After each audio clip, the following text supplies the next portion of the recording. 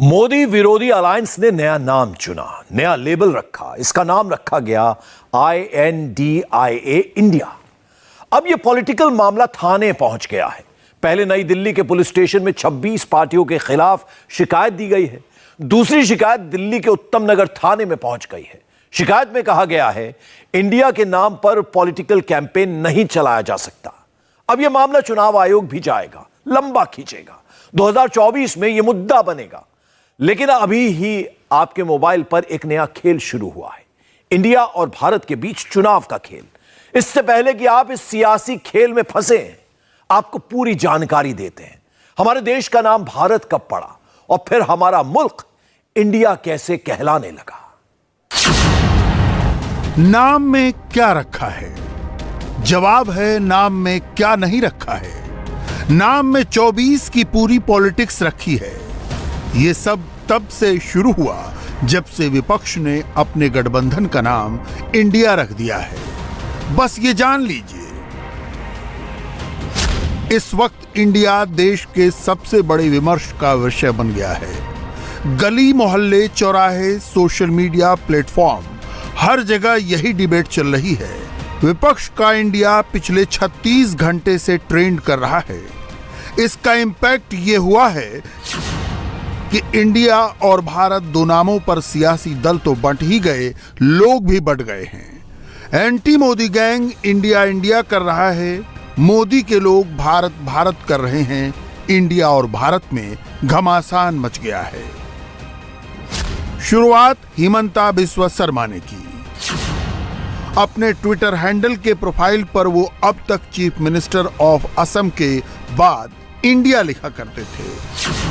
कल के बाद उसको उन्होंने अब chief minister of Assam Bharat कर दिया है। नाम तो करिब पारे ना मैं नाजानो, किंतु आमितो आरो इंडियात आसो, लगते आमी भारततो आसो। गतिके आमी भारत बुली चली थाकো। तेओलोके की करिसे की কৰা নাই মই চোৱাও নাই। মই हिमंता ही नहीं, पूरी बीजेपी, पूरा एनडीए इंडिया और भारत का फर्क समझाने में जुट गया है।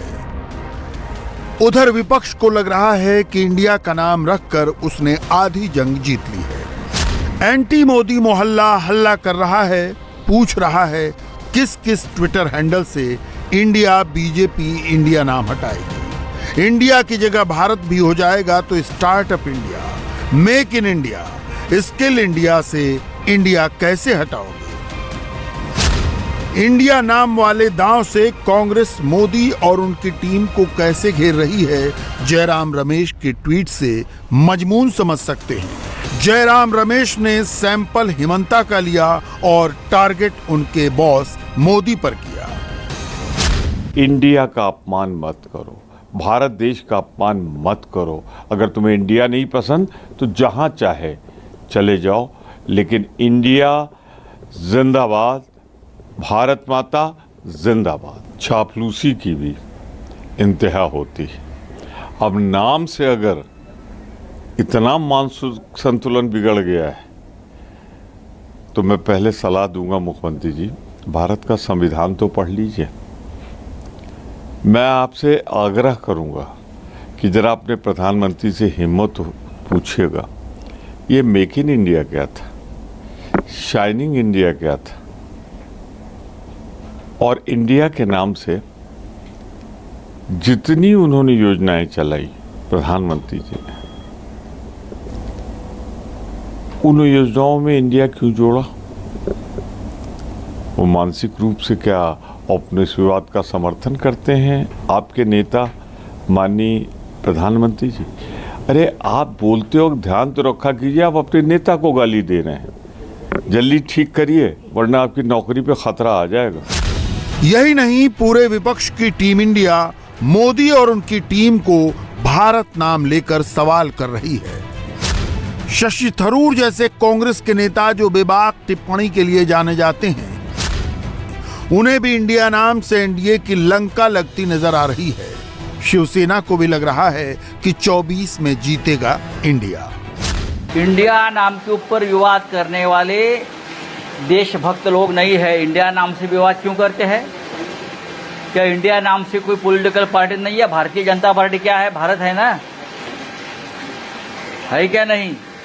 मोदी इज इंडिया का मतलब क्या था? जो नाराज देते थे बीजेपी के लोग, Modi is India, Modi is India, उसका मतलब क्या है? मोदी जी के पुराने भाषण सुनो।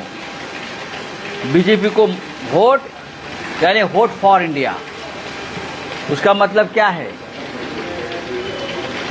इस देश का हर नागरिक इंडिया है, इस देश का हर नागरिक भारत है, इस देश का हर नागरिक हिंदुस्तान है, और हम सब मिलकर इंडिया है।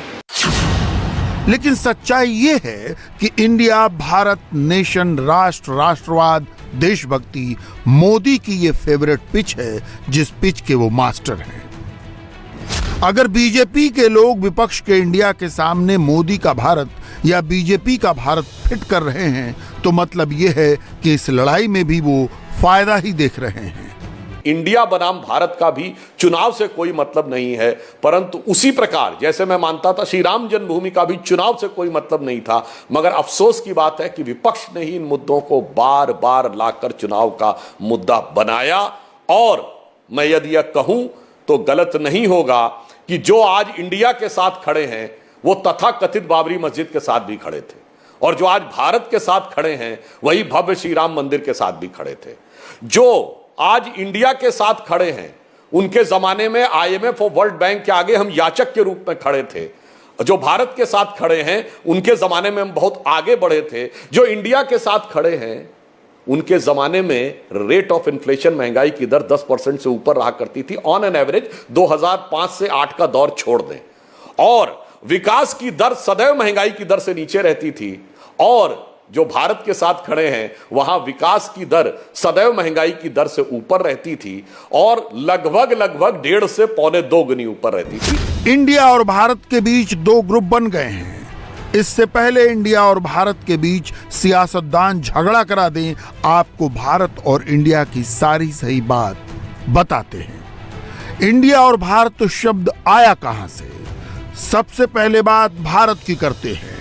इंडिया का जवाब बीजेपी भारत से क्यों दे रही है, ये जान लीजिए। भारत से हजारों साल पुरानी सभ्यता कनेक्ट होती है, संस्कृति जुड़ती है, सनातन जुड़ता है, और वो सब कुछ कनेक्ट होता है जिससे बीजेपी की पॉलिटिक्स चलती है। इसीलिए बीजेपी के नेता भारत भारत कर रहे हैं। भारत शब्द के बारे में विष्णु पुराण में लिखा है, उत्तरम यत् समुद्रस्य हिमाद्रेश्चैव दक्षिणम वर्ष तद भारतम नाम भारती यत्र संतति। इंडिया टीवी हर वक्त हर जगह डाउनलोड करने के लिए सर्च करें India TV news Google play store या ऐप स्टोर पर।